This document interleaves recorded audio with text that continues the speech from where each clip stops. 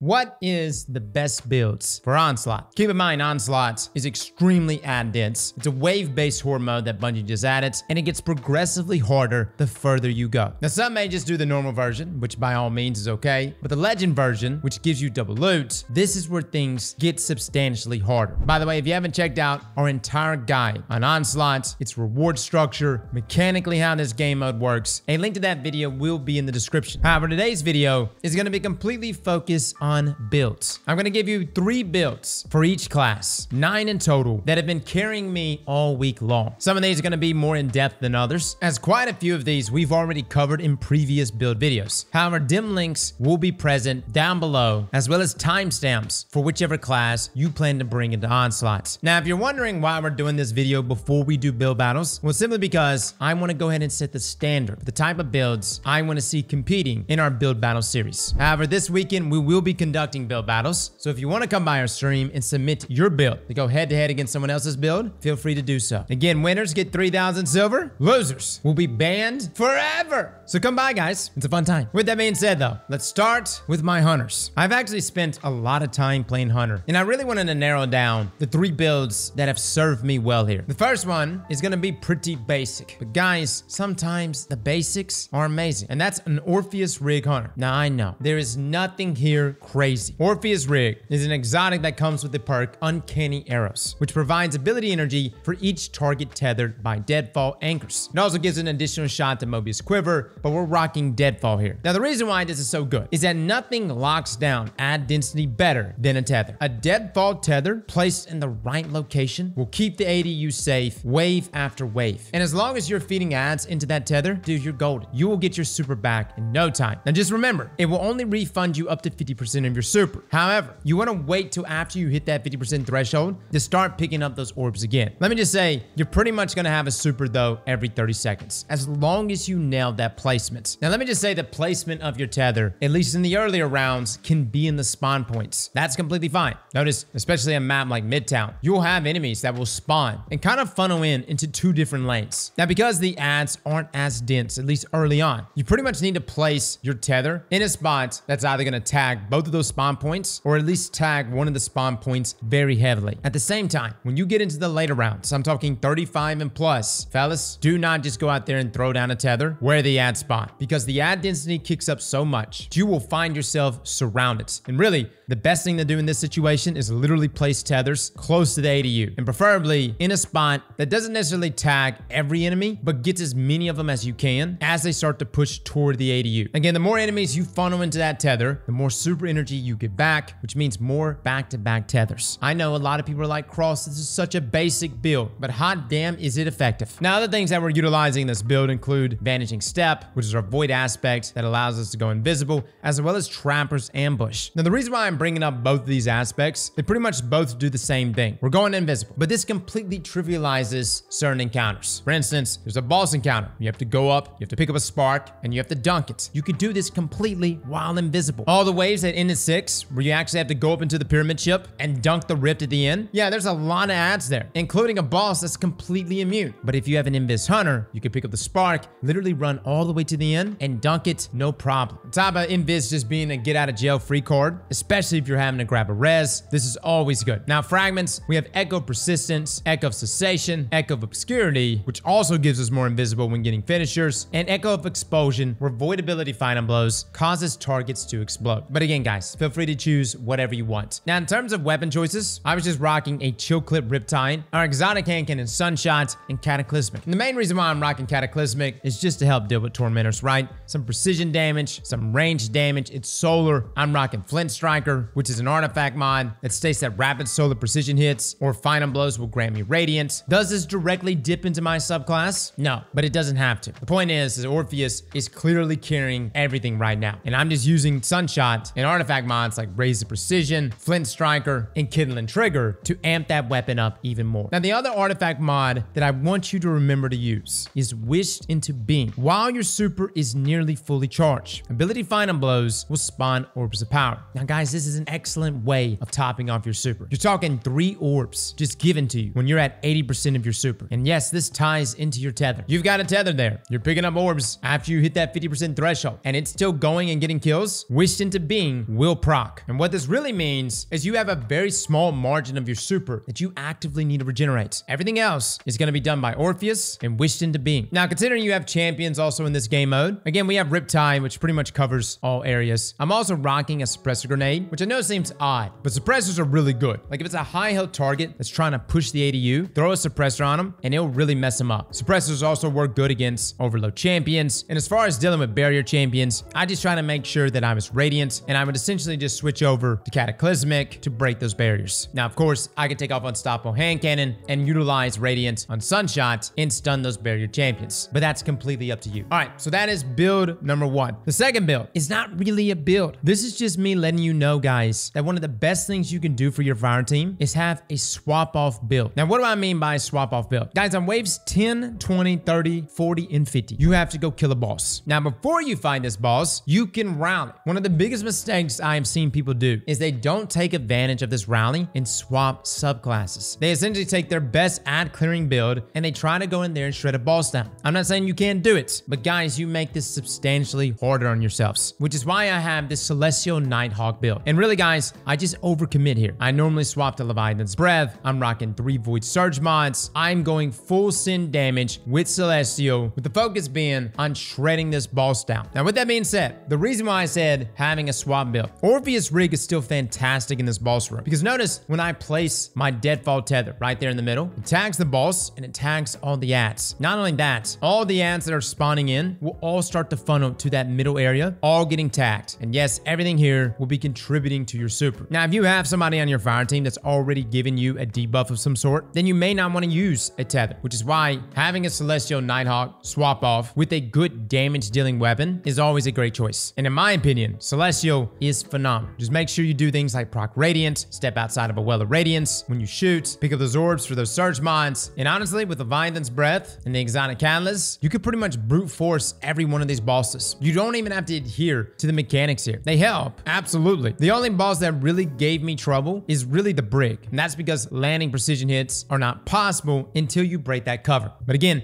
down below, I will have my Celestial Nighthawk build with my weapons that I like to swap to when going into damage phases. Here's what I do though. I do damage, I kill the boss, and then I immediately swap to my other build, my ad clearing build, whatever that may be. And then I go around and I pick up the orbs, I pick up the ammo, I pick up everything that I have around that room. Now, I will say this, swapping entire different weapons, for instance, Leviathan's Breath, for an entirely different heavy can result in you losing all of your ammo. Just make sure, guys, whatever your weapon loadout swap is, the ad clearing build doesn't need to necessarily commit to things like surge mods, have scavenger perks, have heavy ammo finder, and for the love of God, do not loot the heavy ammo crates without either A, telling your teammates, or B, right before you go into a boss damage phase. Again, waves 10, 20, 30, 40, and 50, you have a rally flag. On top of that, I'm very conscious of the ammo that I leave all along the ground that we're doing Onslaught in. They stay, guys. Don't pick them up. Leave them there. Come back with those scavenger mods on and then pick them up. So whether it's Leviathan's Breath or another heavy weapon, just know how to juggle your ammo economy and you'll be just fine. What I will say though, against Tormentors, precision weapons are king and roaming supers get slapped. Now this takes us to our third and final build. Guys, this was a build recommended to us by Vero in one of our build battles, and it's been one of my favorite builds ever since. And that is this Strand build with Final Warning and 6 Coyote. Guys, let me just say here, the synergy with this particular build is so nasty. You want to talk about getting through content very easily. Use this build. First up, 6 Coyote. It's a very simple exotic. It just gives you a second class ability. The reason why this is so good here though is because we're taking advantage of Threaded Spectre. We're activating our class ability. We'll leave behind a decoy woven from Strand Matter. And this is really good because it draws the attention of our enemies. Matter of fact, where you place these decoys, that can grab the aggro of everything. And then when they attack it, it'll explode, threadlings will pop out, and pretty much wipe everything. Now 6 Coyote is good here because you essentially have 2 of these clone decoys to deploy whenever you need. You want to deploy them offensively? Go right ahead. You got enemies rushing your ADU? Place your decoys down. The only downside of this is that occasionally the turrets will target your decoys. Not really sure why, but even if they target your decoys and shoot it, you're still going to spawn threadlings. If you're rocking Thread of Evolution, this will increase your threadlings damage and travel distance. Now the other aspect we're taking advantage of is rolling mail Maelstrom. We're destroying a tangle. We'll weave a violent, wreathing mass of strand fibers. Guys, this is such a good aspect. I mean, literally locks down everything. And it pairs beautifully here with Final Warning. Final Warning is an exotic sidearm. It deals strand damage, and it comes with the exotic perk all at once. Holding down the trigger marks targets within range and loads multiple bullets which fire in a burst with increased stability on trigger release. Hitting a marked target with a fully charged burst will unravel them. We also have the trait Pick Your Poison,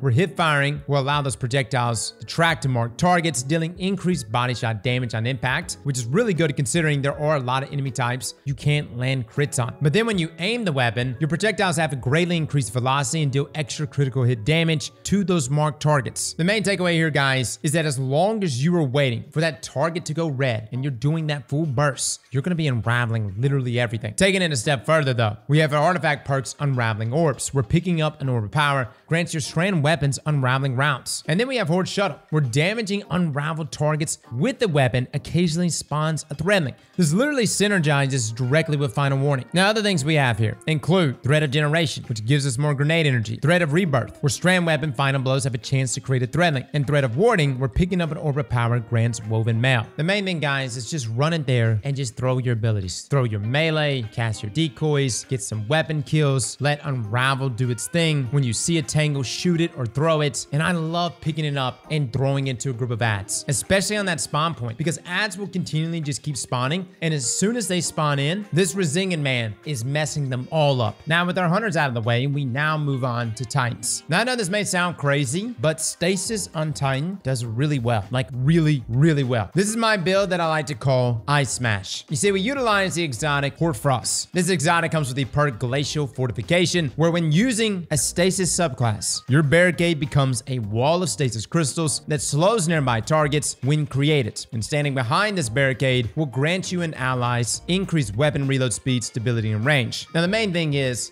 that wall of Stasis, and it is quite the wall. This not only does a tremendous amount of damage when shattering, but it's actually a physical barrier. And that's essentially what we're doing with every single thing on this class. I'm also utilizing Howl of the Storm, where sliding, you can activate your charged melee to launch a wave of Stasis energy. Again, another Stasis wall. We have Tectonic Harvest, where shattering Stasis crystals creates a Stasis shard. This will grant us melee energy when picked up by myself or my allies. And then we have Glacial Grenade. The reason why this is so good though, guys, is just like I mentioned earlier, you have different spawn points for enemies. Now, you can either go directly to the spawn point and just start shattering everything that spawns. But in some cases, you can literally zone off an area and consolidate the enemies to a single point. There were times that I would literally run to the side, zone off a doorway or a hallway to then push those ads into a single lane. And this is great if you're rocking this with an Orpheus Rig Hunter, because they can literally just pop their super and get all those ads that are now consolidated. And that is the purpose of this build, for consolidation. At the same time, this build is also great for survivability. I'm taking advantage of Whisper of Conduction, where nearby Stasis shards will track to my position. This gives me plus 10 resilience and plus 10 intellect. Whisper of Rhyme, where collecting Stasis shards will grant a small amount of overshield. Then we have Whisper of Shards, where shattering Stasis crystals temporarily boosts your grenade recharge rate. This is a 500% increase in recharge. And then we have Whisper of Chains, where while you are near frozen targets or a friendly Stasis crystals, you take reduced damage from targets. Now, I know there are other fragments, and you may want to consider some of them, at least in the earlier rounds, if you're looking to just put out more damage. For instance, Whisper of Fissures, which increases the size and burst when you destroy a Stasis crystal. Again, feel free to slot that fragment in if you'd rather that than say Whisper of Conduction. The fragment selection that I gave you, though, is something I like to utilize more in the later rounds, and specifically in things like Grandmaster Nightfalls when it comes to survivability. Now, the artifact perks you absolutely need to have on includes Pillar of Ice and Hail the Storm. Pillar of Ice states that defeating a frozen targets will spawn Stasis crystals, and Hail the Storm states that shattering frozen targets and Stasis crystals deals increased damage. Let me just say this, Stasis on its own isn't that great. It is because of these artifact mods that truly carries things. Hail the Storm also states that shattering Stasis crystals releases shards of ice that damages and slows targets. And taking this a step further, we have Dragon's Bite, where breaking a combatant's shield with strand or a Stasis weapon has a chance to suspend or freeze that combatant, which is why we're taking advantage of these two Stasis weapons right here. One of them being my Rankatur, which is my Headstone Stasis bow. The other being Salvation's Grip, which I know everyone thinks is crazy. And look, if you don't want to overcommit with Salvation's Grip, by all means, feel free to use something else. I like it though because the ammo economy has been improved. It got the grenade launcher launcher ammo buff. And you have a number of shots here that you could put out, and it synergizes with my subclass. I'm also rocking Indebted Kindness, which is truly one of the best weapons you can get this season. The last thing I want to mention though that really ties this build together is Elemental Charge, which grants us armor charge when collecting stasis shards, or at least has a chance to. And then we have Charged Up, which will give us an extra stack. The point in this is that I'm utilizing utility kickstart so that when I do have armor charges, I get my class ability back even faster when consuming that ability. Again, the point in this build though is to really just control the environment. And I will say certain maps, this build won't be that good on. Moth Yards, for instance, which is a very open map, Ice Smash probably won't be that good on. But Midtown, it's fantastic simply because it could just zone everything off. And there are times where I literally pop my super and I do nothing but place stasis around the battlefield just to freeze everything. You've got a teammate that just went down, dude, pop your super, freeze everything, just lock everything in place and then get the rest. Where this super does fall behind though is of course dealing with Tormentors, as you'll just get suppressed out of it. And also Salvation's Grip is not that good against Tormentors either, as you're not really dealing precision damage. Yes, you can kind of stun lock them and lock them in place, but you better hope your teammates got some heavy precision weapons to deal with these guys. And that's definitely noticeable in the boss rooms. This is not a build that I would recommend doing damage to bosses. Don't get me wrong, I love Salvation's Grip, and yes, it can lock down the boss room, but the main thing you want in this room is to put out massive DPS, which takes us to our second Titan build. Now, originally I had this named as Solar Smash, but I understand can't just take every single build and put Smash on the end of it. So we just renamed it to Pyro Damage. We're taking advantage of Pyro Gale. This is our exotic that comes with Percussive Flames, where it modifies our Burning Maul into a single high damage slam of your hammer that creates several cyclones of flame. And Consecration's second slam creates a cyclone of flame as well. Now, this is my boss damage build. I did utilize it though inside of Onslaught just to see how it performs, and it's not bad either. However, I do think, at least in an LFG environment, that my stasis build performed better. What I really utilized this build for was, again, at waves 10, 20, 30, 40, and 50, right before we would rally, I would swap to this build. I would use Pyro Gale and its high damage in combination with 3 Void Surge mods and Leviathan's Breath. Very, very simple, guys. Run in, throw a Thermite Grenade out there if you don't have a debuff, considering we have artifact mods like Revitalizing Blast. Then I would proceed to just sit there and tee off with Leviathan's Breath, then eventually push up and get my super off. And that's it, guys. Now, if you absolutely want to utilize this build inside of Onslaught elsewhere, again, rock things like Ember of Mercy, so that when you do pick up a Fire Sprite, you gain Restoration. Yes, Mercy has been fixed. Ember of Benevolence, or applying Restoration Cure or Radiant to allies, will grant increased grenade, melee, and class ability regeneration. You've got Ember of Searing, where defeating scorched targets grants melee energy and creates a Fire Sprite. This is how you can continually keep getting these melees off with Consecration. As well as Ember of Empyrean, where solar weapon or ability final blows extends the duration of restoration and radiant effects apply to you. Now, I have Indebted Kindness still saved on this loadout, but there are a ton of options you can go. You can go with Polaris Lance if you're not rocking Leviathan's Breath. You can utilize Sunshot. Heliocentric is one of my favorite sidearms in the game, and you can get that weapon with both Heal Clip and Incandescent, all of which will beautifully synergize with this build. For my folks asking, what about Roaring Flames? Listen, I do like Roaring Flames, and maybe if you run in there in the boss room, throw a Thermite Grenade off, get some kills, you could proc Roaring Flames, which of course does scale the damage of our Burning Maul and Pyro Gale. However, in my opinion, for the sake of survivability, I love Soul Invictus. Solar ability final blows, as well as those Hammer of Soul impacts and defeating scorched targets, create sunspots. And this is literally from everything you're doing. Your abilities also regenerate faster when you have Soul Invictus procced. There's a ton of benefits from this aspect. Again, all that I ask is that if you are going to go and commit to this build, just make sure you select all the artifact mods that really benefit it. Heart of the Flame is one where casting your solar super grants nearby allies radiance and increases the damage of your own super. You've got Flint Striker, where rapid solar weapon precision hits and rapid solar weapon final blows grant you radiance. You've got that last artifact mod in our final column that grants ignitions while radiant, and you get precision kills with a solar weapon. Again, lots of things here that, yes, I know if you're going back and forth between the stasis build and this build, you're like, dude, Cross, really? I'm literally having to swap artifact mods and my loadouts? I know, it is some hoops to jump through. Personally, it's not that big of a deal to me. You just got to remember to swap back in between rounds. But yes, this is a solid one for me, guys. Actually, on our first wave 50 run on Legend, I was utilizing this, especially during damage phases, and we were dishing out quite a bit of damage. But I won't lie, most of that is being carried by Leviathan's Breath and those 3 Void Surge mods. Now, moving on to our third and final build for Titans. Now, I'm putting this up here, but guys, be very careful using this build. And this is our 1-2 strand Synthocept Titan build. Now, I think Synthocept is better than Worm God Caress because I'm popping my super just as much as I'm using using my melee. And biotic enhancements not only increases our melee damage, but also our super damage, simply by being surrounded, just pretty much at all times here inside of Onslaught. Now, this is not a new build, but it is a very effective build. And even after the nerfs to the trait 1-2 punch, it's really like 1-1 punch, it's still very good. First up, we're taking advantage of Banner of War. This is the thing that's going to keep you alive, guys. Defeating a target with a melee attack, finisher, or a sword will raise a Banner of War that pulses with energy, periodically healing nearby allies and increasing melee and sword damage. Now, this goes up to ×4, but keep in mind the damage buff is only from ×1. Anything beyond that point is just going to give you increased health regeneration, which is really nice. The next thing we're taking advantage of is Into the Fray. We're destroying a tangle or casting your super grants woven mail for you and nearby allies. This is key. When you see a tangle, grab it and literally throw it at your feet. This not only does damage to the enemies around you, simultaneously, it gives you woven mail, which is necessary to stay alive as you'll be fighting very close to all of these enemies. Now, in my opinion, the best shotgun for this build is Swordbreaker. Craftable Swordbreaker from Crotazan is phenomenal because not only can you get 1-2 punch on it, you can get enhanced 1-2 punch, which means you don't have to land as many pellets in order to get that 100% increase to melee damage. Now, keep in mind, since the nerf, you really can't land back-to-back melees. You essentially shoot and do 1 melee and then shoot again, whereas before, you can easily do 1 shot to 2 melees. That's why I'm calling it 1-1 punch. But Swordbreaker right here with enhanced 1-2 punch, and if you got like a slide shot roll, dude, you're golden. Just slide, auto-reload the weapon, and you can dish out some crazy damage. When you combine this with Unraveling Orbs, we're picking up an overpower, grants strand weapons unraveling rounds, and Horde Shuttle, we're damaging unraveled targets with the weapon, occasionally spawns a threadling. You see where I'm going with this, guys? You're applying these things with Swordbreaker. You're getting the kill with your melee, but everything here is synergized. On top of that, we're taking advantage of Thread of Generation, which increases our grenade, Thread of Propagation, where power melee final blows grant our strand weapons unraveling rounds. Don't really need that with Unraveling Orbs, but we still utilize it. Thread of Fury, for damaging targets with a tangle, grants melee energy, and Thread of Warding, we're picking up an overpower, grants us woven mail. Just another way to always stay alive. The last thing I'm going to mention is you need your grapple melee. Yes, using your grapple to traverse is really nice, but it has a melee follow-up, which is what you can utilize to get another melee off on an enemy. And again, get that cycle going for your strand abilities. This is one of my favorite builds, guys. There's really nothing crazy here. I rock like hands-on, a grenade kickstart mod, powerful attraction, heavy-handed so that my power melee final blows will create orbs of power, invigoration, recuperation. I'm not really doing any surge mods. Everything here is really just relying on me getting the melee kills. And I'm also rocking Tractor Cannon so that I can put a debuff on enemies. Now, this is a really good build, but I will say, against Tormentors, it sucks, dude. You get shredded. And that's because these Tormentors that spawn, not in the bonus round, but right here, during these Onslaught rounds, these are boss Tormentors. You can't blind them. You also can't suppress them. You run up there and suppress them and then pop your super, GG's, because he's about to suppress you back. There are moments where this build really does shine, but at the same time, there are moments where it struggles. In the boss room, for instance, yes, you could push in there and 1-2 punch the boss. And I did it a number of rounds, but it was risky. So much so that I felt better going back to my Pyrogale build. And if you utilized this build seasons ago, understand, things have changed. Woven Mail has been nerfed. Can't tank quite as much as you used to. And it's not to say that you can't still take advantage of this build, though. Take advantage of Wishing the Being, top that super off, pop it every chance you get, suspend things. I've got Heliocentric here to deal with my barrier champions, Tractor Cannon to deal with my overload champions. And if you have someone on your team rocking Orpheus Rig and already putting a debuff out there, guys, you can take off Tractor Cannon. You really don't need it. Literally just put something on like the Violence Breath, something that can deal precision damage so that you can mess up Tormentors when they spawn, and you can actually utilize this in the boss room. Matter of fact, you can go the Violence Breath, do damage, and then push up to the boss, get some 1-2s off, and then pop your super. And that's normally how I would do it. My rotation is always get my melees out, get my grapple melee out, pop my super, do my entire super rotation, and then when I come out of my super, I have all my melees and abilities back, and then boom, rinse and repeat. Hopefully the boss is almost dead by then, but again, don't overcommit here. If you see that the boss has still a good chunk of health left, back off while you're in your super. The last thing you want to do is die. By the way, let me just say on all of these dim links that I'm posting, some of the artifact mods are not being listed correctly, but just go through there and pick the mods that seem the most applicable. If it's a solar-based build, go with the solar mods. If it's a strand-based build, go with the strand mods. And if it's a stasis build, go with the stasis mods. Now this takes us to our warlocks. Guys, I had so much fun with this build.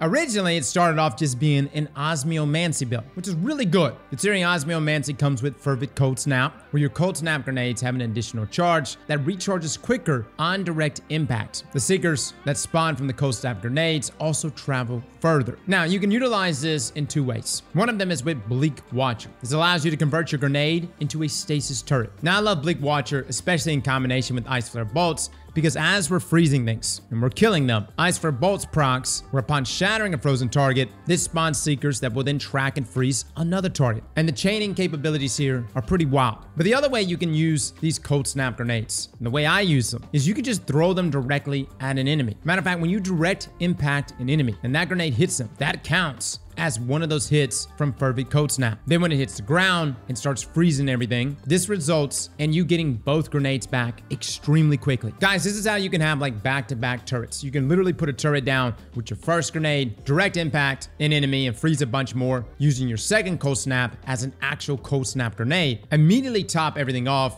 and then you can put down either another stasis turret or 2 stasis turrets. This is a means of locking down the battlefield, similar to our stasis build on Titan. Now again, you want to take advantage of artifact perks like Hail the Storm, because you're going to be shattering many frozen targets, and those stasis crystals will be dealing increased damage. And yes, we are taking advantage of Whisper of Fissures, which increases the damage and size of the bursts of our stasis when we destroy these crystals. And then we have Pillar of Ice, where defeating a frozen target will spawn stasis crystals. So again, more ways to get off more shatter damage. The fragments that I combine here outside of fissures include Whisper of Durance, where that slow that we apply lasts longer. Whisper of Shards, where shattering stasis crystals temporarily boosts your grenade recharge rate. It's fantastic here. And as far as our final fragments, it really depends on what you're going to be using. If you're using a primary weapon, then Whisper of Rending for sure. This allows your primary ammo weapons to deal increased damage to those stasis crystals and frozen targets. But you can go a lot of different routes. You can go Whisper of Bonds, considering you're going to be freezing so many things. And you can create tons of orbs. You can go Whisper of Chains, considering how many enemies you're going to be freezing. This gives you a 40% damage resist within 10 meters of a frozen enemy or a friendly stasis crystal. I personally go the chain route because I'm really not relying on my primary weapon to get the kill. Instead, I'm relying on Agar Scepter. I know, when was the last time you heard about this exotic? One of the beautiful things about Onslaught is that it has overcharged weapons. One of those weapons happens to be Trace Rifles, and Agar Scepter here does a phenomenal job. It comes with the perk Agar's Call, where final blows of this weapon generate a slowing burst around the defeated targets. And then we have Riga's Refrain, where stasis final blows transfers ammo to this weapon's magazine from reserves. And then its exotic Catalyst, which at one time was the rarest thing in the game for me, is an alternate weapon action. Then instead of using your super, it drains your super energy when you do this. It overflows the magazine and empowers the beam with bonus damage and the ability to slow and freeze targets until the magazine or super energy runs out, or if the weapon is stoked. Now this can only be activated when the super is full, but guys, this thing melts. Matter of fact, I used Agar Scepter against Tormentors, and somehow, some way, it worked. Now there are a number of people in chat that were actually commenting for us to commit here to Agar Scepter. They were saying get out Battle Harmony, stack the damage, and don't get me wrong, I enjoyed it. We did some boss damage phases with it. It's okay. I would still prefer to just use an outright heavy weapon, but Cold Snap on Osmiomancy is just too good when it comes to locking down the battlefield inside of Onslaught. I like the synergy that it has here with Agar Scepter. And considering I'm also rocking Ice Flare Bolts, everything here is literally freezing. Like, you're literally freezing the entire battlefield. The last thing I want to mention about this build is you probably want to rock a grenade kickstart mod, so that when you do have armor charges and you throw that final grenade, you get some of that grenade energy back. But again, guys, always be willing to just throw that grenade, direct impact an enemy, let it freeze everything, and you'll get both grenades back literally instantly. I think the dim link that I have there, say for you guys, probably has Whisper of Rending, but feel free to swap that out for Whisper of Chains if you do go the Agar Scepter route. And feel free to be flexible with your weapons. Indebted Kindness is actually really good if you got a Volt Shot roll. You can proc it, and the combination of freezing and then getting Volt Shot out there, and it's chaining that jolt damage, it's beautiful, and it works. Now moving on to our second build. Guys, this build right here is very, very basic, but this is something that I suggest for my fire teams that are going into damage phases. Having a single Well of Radiance is extremely beneficial in the boss rooms. You get a damage buff, you get healing, and it allows you to brute force these mechanics if you have enough DPS. Obviously, a Phoenix Protocol well, or even a Lunafaction well, if you can get it done in one phase, is always a great route to go. And I know I don't necessarily have a build for this other than, hey, Warlocks, swap to this loadout, rock Well of Radiance, throw on some Surge mods, and do damage with your best damage dealing weapon. In my opinion, Leviathan's Breath is phenomenal. Granted, where Leviathan's Breath really falls short of is against enemy types like Bricks, right? But everything else is phenomenal. So no, not much of a build suggestion here other than just saying, hey guys, you want to make life easier on you and your teammates? Put on Well of Radiance, rally, and then go do damage to the boss. Now, for our final build. Now, this is not a new one. We actually did this build in a build battle. Matter of fact, Les won build battles with this build. And that is the combination of Fallen Sunstar and Indebted Kindness. Let me just say here, guys, the synergy is beautiful. Fallen Sunstar comes with the perk Ionic Conductor, where ionic traces you create move faster and grant you additional ability energy. Nearby allies also gain ability energy when you collect an ionic trace. And this is perfect for your teammates, as it nets them ability energy. Now, if you don't have Indebted Kindness, you can always go things like Wrist Runner, especially against enemies like Fallen. Wrist Runner not only helps you stay alive, but also has good chaining damage. In my opinion, though, I think Indebted Kindness with Bolt Shots is still one of the best weapons you can utilize. Now, the aspects of choice are Arc Soul, where casting a rift grants yourself an Arc Soul and your teammates, and Electrostatic Mine, where defeating targets with arc abilities or defeating jolted or blinded targets creates an ionic trace. Now, this is important because everything we're trying to do here is going to be giving us ionic traces. We're trying to get our abilities back as quickly as we can. Now, I particularly like Pulse Grenades with this build because I like to rock Spark of Shock. I know Les doesn't rock it, but I do. Spark of Shock allows our arc grenades to jolt targets. Guys, you know these spawn points where enemies are coming up? Literally just throw a grenade right at that spawn point. It'll tag everything that's spawning. It's applying jolts. You can also just throw one of these directly on an overload champion. It's fantastic. On top of that, I like Spark of Ions, where defeating a jolted target creates an ionic trace. So whether it's Volt Shot from Indebted Kindness or from my own Pulse Grenades, both of which are going to create ionic traces. Then we have Spark of Discharge, where arc weapon final blows have a chance to create an ionic trace. I think you see where we're going with this, guys. And then finally, we have Spark of Beacons, where while we are amplified, your arc special weapon final blows create a blinding explosion. Again, this is why I like Indebted Kindness more than Wrist Runner. You see, collecting an ionic trace at any point with Electrostatic Mine will make us amplify. And while amplifying, all of those arc special weapon final blows will be blinding enemies, which, as you know, whether it's Grandmaster Nightfalls or right here in Onslaught, that works beautifully.